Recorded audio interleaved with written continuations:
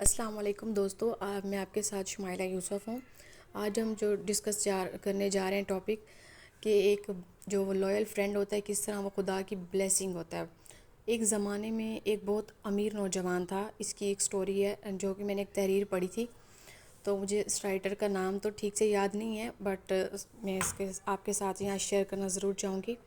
اس کے والد لال و جواہر کی تجارت کیا کرتے تھے۔ اپنے حلقہ دوست و احباب میں اس کی بات چلتی تھی اور وہ اپنے دوستوں کے ساتھ انتہائی احسار و محبت سے پیش آتا تھا۔ بدلے میں وہ بھی مثال انداز میں اس کی عزت اور احترام کرتے تھے۔ دن گزرتے گئے، نوجوان کے والد کا انتقال ہو گیا اور خاندان بہت غریب ہو گیا۔ چنانچہ نوجوان نے اپنی خوشحالی کے دنوں کے پرانے دوستوں کو ڈھونڈنا شروع کیا۔ اس سے پتہ چلا کہ اس کا سب سے پیارا دوست، جس کی وہ تکریم کرتا تھا، جس کے ساتھ اسے بہت پیار تھا، جو کبھی اس کی بات کو نہیں ٹالتا تھا، بہت زیادہ امیر ہو چکا ہے۔ وہ بہت زیادہ محلات اور جائیداد کا مالک بن چکا ہے۔ چنانچہ وہ اس کے پاس اس امید سے گیا تاکہ وہ اسے کسی نوکری پر رکھ لے یا پھر اس کے حالات بہتر کرنے کا کوئی راستہ نکالے اور اس کی مدد کرے۔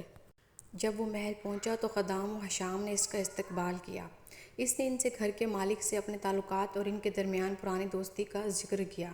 خدام گئے اور اپنے مالک کو ان کے جگری دوست کے آنے کی خبر سنائی۔ وہ اٹھ کر پردے کے پیچھے سے ایک ایسے شخص کو دیکھتا ہے جس کے کپڑے پھٹے ہوئے ہوتے ہیں اور غربت و فقیری اس کے چہرے سے عیاں ہے، لہٰذا اس نے ملنے سے انکار کر دیا۔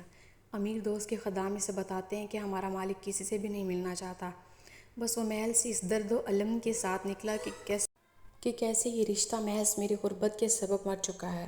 محل کے قریب نے اس نے دیکھا کہ تین لوگ آپس میں بحث کر رہے ہیں، جیسے وہ کسی چیز کے بارے میں استفسار کر رہے ہوں۔ وہ اس کے والد کے بارے میں بات کر رہے تھے۔ اس نے بتایا کہ وہ وفات پا چکے ہیں، جس پر وہ بہت زیادہ افسردہ ہوئے۔ انہوں نے کہا کہ ہمارے پاس مرجان کے قیمتی ٹکڑے ہیں جو اس نے امانت کے طور پر ہمارے پاس چھوڑے تھے۔ چنانچہ انہوں نے مرجان سے بھرا ہوا ایک بڑا تھیلا اس کے حوالے کیا اور چل دیا۔ لیکن اب سوال یہ پیدا ہوا کہ وہ اسے کہاں اور کس کو بیچے، کیونکہ اس کے شہر میں کوئی بھی شخص ایسا نہیں تھا جو اس کی قیمت ادا کر سکے۔ لہٰذا وہ کسی تاجر کی تلاش میں نکلا۔ تھوڑی دیر کے بعد اس کی ایک بڑی عمر کی خاتون سے ملاقات ہوئی جو شکل و شباہت سے نیک سیرت لگتی تھی۔ اس خاتون نے اس سے پوچھا کہ بیٹا، مجھے آپ کے شہر میں جوہری کی تلاش ہے، کہاں ملے گا؟ نوجوان نے پوچھا کہ آپ کس قسم کے جواہرات خریدنا چاہتی ہیں؟ خاتون نے کہا کہ مجھے کسی قسم کے بھی ہوں مجھے چاہیے، چاہے ان کی کوئی بھی قیمت ہو۔ نوجوان نے کہا آپ مرجان خریدنا چاہیں گی؟ اس نے کہا جی، میں بالکل خریدوں گی۔ نوجوان نے مرجان کے کچھ ٹکڑے تھیلے سے نکالے اور خاتون کے حوالے کر دیے۔ خاتون نے جب قیمتی پتھر دیکھے تو حیران رہ گئی اور وہ ٹکڑے خرید لیے۔ یوں نوجوان کے حالات میں بہتری آنے لگی اور اس کی تجارت بحال ہونے لگی۔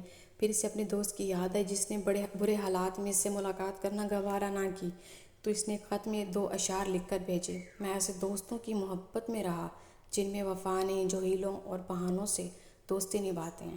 وہ میری امیری کے وقت مجھے عزت دیتے ہیں اور جب میں مفلس ہو گیا تو وہ جاہلوں والا معاملہ کرتے ہیں۔ جب اس کے دوست نے یہ اشعار لکھ کر بھیجے، جہاں تک کہ 3 لوگوں کی بات ہے، اس نے کہا جو محل کے باہر کھڑے تھے وہ کوئی حادثہ نہیں تھا بلکہ ایک چال تھی۔ جس عورت نے تم سے مرجان خریدا وہ میری ماں تھی اور تم میرے بھائی ہو، اور میں آخری امید۔ ہم نے آپ کو بخل و کنجوسی کے سبب نہیں واپس کیا، لیکن ہمیں خوف تھا کہ ہمارے سامنے شرمندہ نہ ہو جاؤ۔ یہ سن کر دوست بہت خوش ہوا۔